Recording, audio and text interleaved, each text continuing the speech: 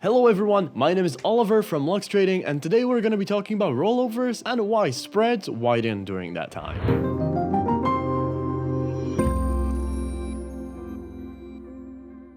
First of all, what is a rollover and why does it happen? In a forex market, a rollover is the process of extending the settlement date of an open position. In most currency trades, a trader is required to take delivery of the currency 2 days after the transaction date. However, by rolling over the position, simultaneously closing the position and opening a new one, the trader artificially extends the settlement period by 1 day. Therefore, so you don't have to take possession of the physical currency that you're trading, your broker rolls over the positions for you once a day. Rollovers always happen at 9 p.m. GMT, 10 o'clock BST, or 11 o'clock CET.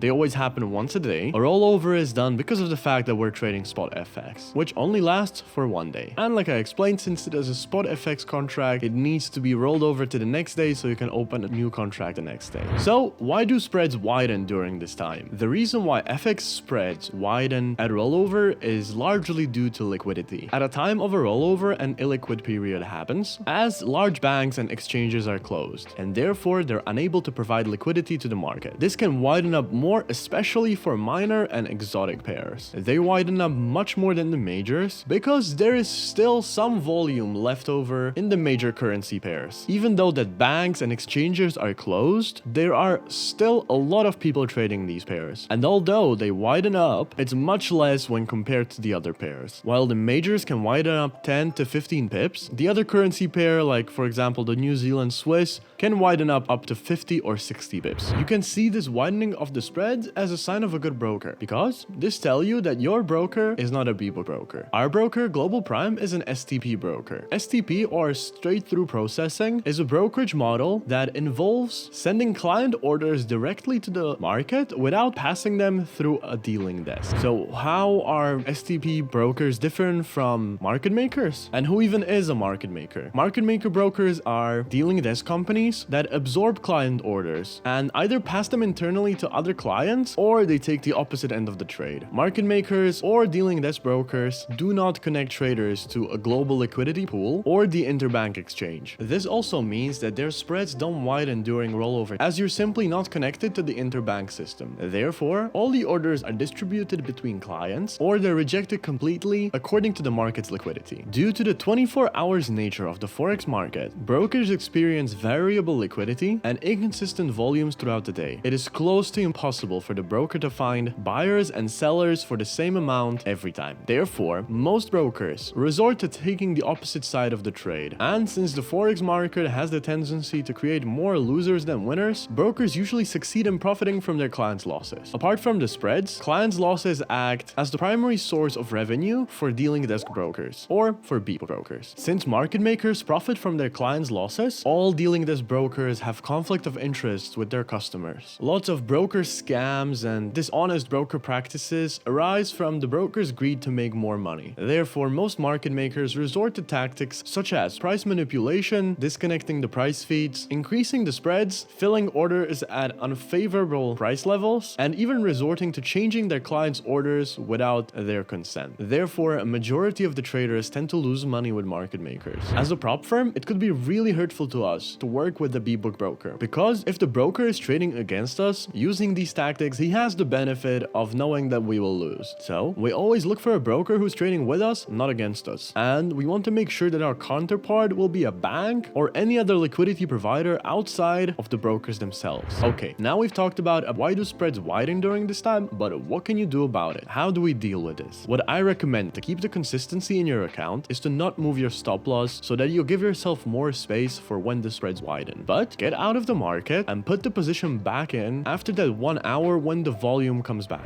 So let's have a recap of what we talked about. Rollover happens at 9 p.m. GMT. When that happens, you're charged a swap. Swap refers to the interest that you either earn or pay for a trade that you keep open overnight. More on that in a different video. The spreads widen significantly for exotic and minor pairs, and BBOK brokers or market makers are working against against you, not with you. So make sure you trade with a prop firm that works with an able broker, just like our broker, Global Prime, for example. So thank you for watching. Don't forget to like, share, and subscribe for more videos like this. And if you want to learn more about Lux, feel free to contact us on our 24/7 live chat or send us an email at info@luxtradingfirm.com. Mine has been Oliver, and I wish you all a successful day trading. Have a great one.